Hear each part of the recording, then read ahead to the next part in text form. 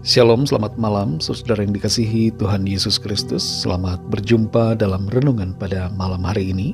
Doa dan harapan saya, saudara semua ada dalam keadaan yang baik, sehat, penuh sukacita, dan berlimpah berkat Tuhan.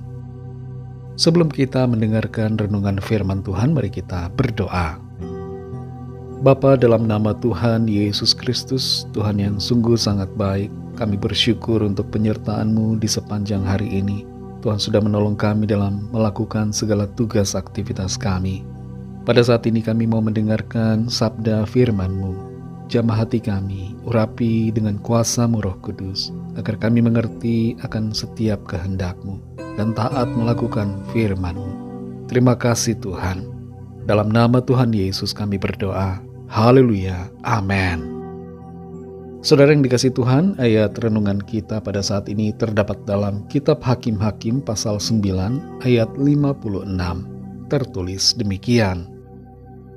Demikianlah Allah membalaskan kejahatan yang dilakukan oleh Abimelek kepada ayahnya, yaitu pembunuhan atas ke-70 saudaranya.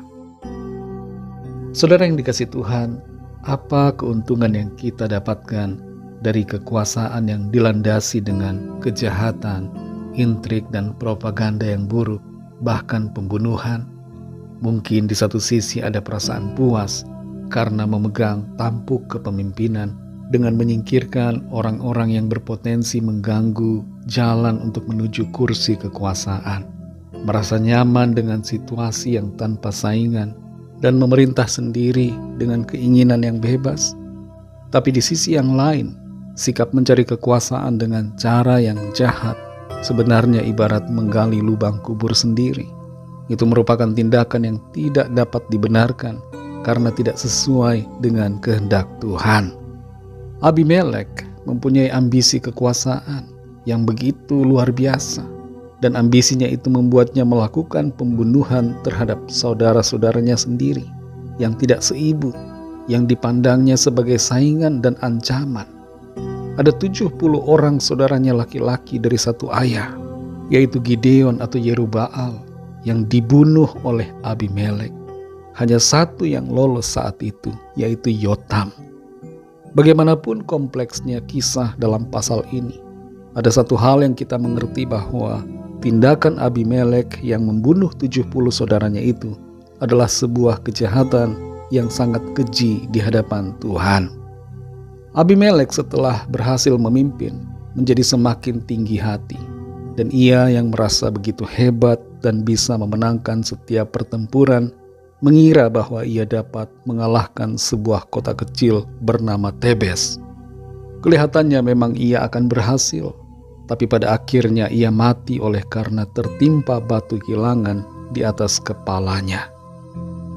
Hakim-Hakim pasal 9 ayat 56 menyatakan tentang balasan yang diberikan Tuhan terhadap kejahatan yang dilakukan oleh Abimelek terhadap ayahnya dan 70 saudaranya. Dan ini menjadi peringatan bagi kita semua untuk memahami bahwa pada akhirnya keadilan akan dijalankan dan setiap tindakan yang jahat akan mendapatkan balasan yang setimpal. Jangan kita jadi seperti Abimelek yang berbuat jahat dan hatinya penuh ambisi akan kekuasaan serta kejahatan. Biarlah hati kita dipenuhi dengan kasih dan ketulusan. Kalau Tuhan mau kita menjadi seorang pemimpin, maka Tuhan akan mengangkat kita. Jangan pakai cara-cara dunia yang jahat untuk menjadi seorang penguasa. Sikap kita dalam hidup ini hendaknya selalu berbuat yang baik, serta setia dalam melakukan apa yang menjadi kehendak firman Tuhan. Dalam Mazmur pasal 37 ayat yang ketiga di situ dikatakan, percayalah kepada Tuhan dan lakukanlah yang baik, diamlah di negeri dan berlakulah setia. Dimanapun kita hidup dan berada, kita perlu percaya sepenuhnya kepada Tuhan yang mengatur hidup kita, dan kita perlu hidup dalam kebenarannya, melakukan yang baik yang seturut dengan kehendak Tuhan. Setialah selalu kepadanya dalam segala situasi di hidup kita. Mari sadari bahwa Tuhan adalah hakim yang adil, dan setiap perbuatan jahat akan mendapatkan balasan darinya. Singkirkan semua ambisi yang jahat, dan percayalah sepenuhnya kepada Tuhan. Tuhan yang sanggup mengangkat kita. Tuhan punya rencana buat saudara dan saya. Rencananya pasti indah, dan pasti digenapi dalam hidup kita. Yang terpenting untuk kita lakukan adalah menyerahkan hidup kita sepenuhnya kepadanya. Dan Tuhan yang akan mengatur semuanya bagi kita. Jangan kita lakukan cara-cara yang tidak berkenan kepada Tuhan, tapi lakukanlah yang baik sesuai dengan kehendak-Nya. Mari kita berdoa. Bapa, dalam nama Tuhan Yesus Kristus, kami bersyukur untuk firman-Mu yang sudah kami dengar. Firman-Mu yang mengajarkan kepada kami, agar kami memiliki hati yang tulus, tidak punya ambisi yang buruk, yang dihiasi dengan kejahatan, tipu muslihat, kebencian, dan berbagai rupa-rupa dosa. Tolong kami supaya kami senantiasa tunduk dan taat pada Tuhan. Percaya bahwa promosi datangnya dari Tuhan, dan Engkaulah Tuhan yang pasti punya rencana yang baik bagi kami, yang akan mengangkat kami pada waktunya. Situasi apapun yang kami alami, yang kami hadapi saat ini, kami mau selalu berserah kepadamu. Kami mau percayakan seluruh hidup kami kepadamu, melakukan yang baik, dan berdiam di mana kami berada dengan berlaku setia. Terima kasih Tuhan, kami bersyukur untuk firman-Mu. Berbicaralah kepada kami ya Roh Kudus, supaya kami mengerti dan semakin mengenal akan kehendak Tuhan dalam hidup kami. Saat ini Tuhan, kami berdoa, memohon perlindungan-Mu bagi kami semua di malam hari ini. Lingkupi kami dengan kasih dan kuasa-Mu. Berikan kami tidur yang nyenyak dan bangunkan kembali besok pagi dengan kekuatan baru dan tubuh yang sehat diberkati Tuhan. Pada saat ini kami berdoa, mohon kuasa mujizat Tuhan bagi setiap kami, khususnya bagi yang sedang sakit dan sedang dalam pergumulan masalah, agar kuasa-Mu bekerja, menyembuhkan, memberikan kesehatan yang sempurna dalam nama Tuhan Yesus.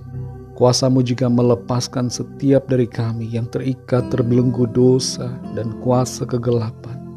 Serta tangan-Mu yang kuat menyatakan manifestasi jalan keluar dalam hidup kami. Terima kasih Tuhan. Berkatilah bangsa dan negara kami Indonesia, juga semua bangsa di dunia ini. Lawatlah dengan kasih dan rahmat-Mu, agar setiap orang dari segala bangsa percaya dan mengenal Engkau secara pribadi. Terima kasih Tuhan, dalam nama-Mu yang kudus, nama Tuhan Yesus Kristus, kami sudah berdoa dan mengucap syukur. Haleluya. Terimalah berkat Tuhan. Tuhan memberkati engkau dan melindungi engkau. Tuhan menyinari engkau dengan wajah-Nya dan memberikan kasih karunia. Tuhan menghadapkan wajah-Nya kepadamu dan memberikan damai sejahtera. Berkat anugerah dari Bapa Surgawi, cinta kasih karunia dari Tuhan Yesus Kristus, dalam persekutuan dan penghiburan Roh Kudus, menyertai kita semua sekarang ini dan sampai selama-lamanya. Dalam berkat nama Tuhan Yesus Kristus. Haleluya. Amin. Puji Tuhan, saudara yang dikasih Tuhan, saya percaya firman Tuhan menjadi berkat dan kekuatan buat saudara semua, dan Roh Kudus akan menolong saudara untuk selalu hidup dalam kebaikan seturut kehendak Tuhan. Tuhan Yesus memberkati saudara semua. Selamat malam, selamat beristirahat, dan sampai jumpa dalam renungan yang berikutnya. Haleluya.